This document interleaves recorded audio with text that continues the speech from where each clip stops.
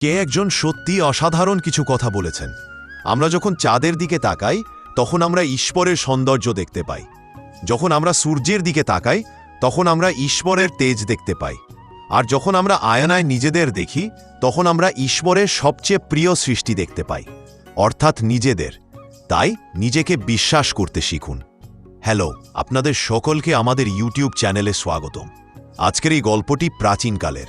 একজন কৃষক ছিলেন যিনি প্রতিদিন সকালে তার কাঁধে একটি লাঠি রেখে তার উপর দুটি পাত্র ঝুলিয়ে রাখতেন। তিনি পুকুর থেকে জল ভরে বাড়িতে আনতেন। এটি ছিল তার প্রতিদিনের রুটিন। এখন কথা হলো, দুটো পাত্রই বেশ পুরনো ছিল, আর একটাতে ফাটল ধরেছিল। কৃষক যখনই পাত্রে জল ভরত তখন এই ফাটা পাত্র থেকে জল চুইয়ে পড়ত। কৃষক যখন বাড়ি ফিরত তখন দুটি পাত্রের পরিবর্তে সে কেবল 1.5 পাত্র জল বহন করতে পারত। অক্ষত পাত্রটি এই বিষয়ে খুব গর্বিত ছিল। সে প্রায়শই ফাটা পাত্রটি দিত। দেখো, আমি কৃষকের জন্য সব কাজ করি, আমি কখনো তার পরিশ্রম নষ্ট হতে দিই না। আর এই যে তুমি অকেজো। এই কথা শুনে ফাটা পাত্রটি খুব দুঃখিত হয়ে উঠল। মনে হচ্ছিল দরিদ্র কৃষক এত পরিশ্রম করছে, কিন্তু আমার কারণে তার অর্ধেক জল পথে নষ্ট হয়ে যায়। আমি আসলে কি ভালো। একদিন সে নিজেকে সামলাতে পারল না। সে কৃষককে বলল, প্রভু, তুমি প্রতিদিন এত পরিশ্রম করো, কিন্তু আমার কারণে তোমার অর্ধেক জল পথে পড়ে যায়। এখন তোমার আমাকে ছেড়ে দেওয়ার সময় এসেছে। একটা নতুন পাত্র নিয়ে এসো। হ্যাঁ, খারাপ লাগবে, কিন্তু সত্যি কথা হলো তাতে আমার কোনো লাভ নেই। কৃষক হেসে বলল, আরে পাগল, তুমি এত দুঃখিত কেন? হতাশ হও না। আগামীকাল সকালে যখন আমরা পুকুর থেকে জল ভরে ফিরে আসব তখন পথে একটা জিনিস দেখাবো, তারপর কথা হবে। পরের দিন সকালে কৃষক আবার একই কাজ করতে বের হল। সে দুটো হাড়ি লাঠিতে ঝুলিয়ে পুকুরে গেল। জল ভরে আবার হাঁটা শুরু করল। ভাঙা হাড়ি ফেরার সময় দেখল রাস্তার ধারে সুন্দর রঙিন ফুল ফুটেছে। ফুল দেখে তার মন আনন্দে ভরে গেল। কিছুক্ষণের জন্য তার দুঃখ কেটে গেল। বাড়ি পৌঁছে কৃষক হাড়িটিকে জিজ্ঞাসা করল, তোমার ফুলগুলো কেমন লেগেছে?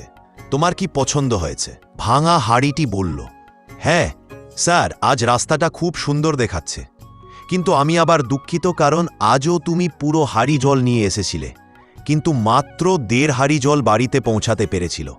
তোমার পরিশ্রম আবার অর্ধেক হয়ে গেল। কৃষকটি স্নেহের সাথে বলল, তুমি কি জানো যে তোমার কারণেই সব ফুল ফুটেছে? তোমার পাশে কেন ফুটেছে? কিন্তু আমি এটা জানি, কারণ আমি অনেক আগেই জানতাম যে তুমি ফেটে গেছো। তাহলে আমি কি করলাম? আমি বাজার থেকে বীজ কিনে তোমার ঝুলন্ত পথের ধারে সেগুলো বপন করেছিলাম। যখনই তোমার কাছ থেকে জল ঝরবে তখনই সেই বীজগুলো গজাবে, আর ধীরে ধীরে সেখানে এত সুন্দর ফুল ফুটবে। পথটি সাজানো হয়েছিল আও তোমার কারণে।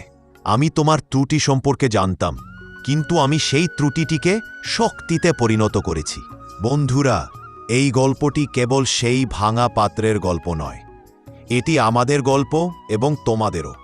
এই পৃথিবীতে কেউই নিখুঁত নয়, সবারই ত্রুটি আছে, কিন্তু আমরা যদি আমাদের ত্রুটিগুলি নিয়ে কাজ করি এবং সেগুলিকে শক্তিতে পরিণত করি, তাহলে আমরা একটি নিখুঁত পাত্রের চেয়ে অনেক বেশি মূল্যবান হতে পারি।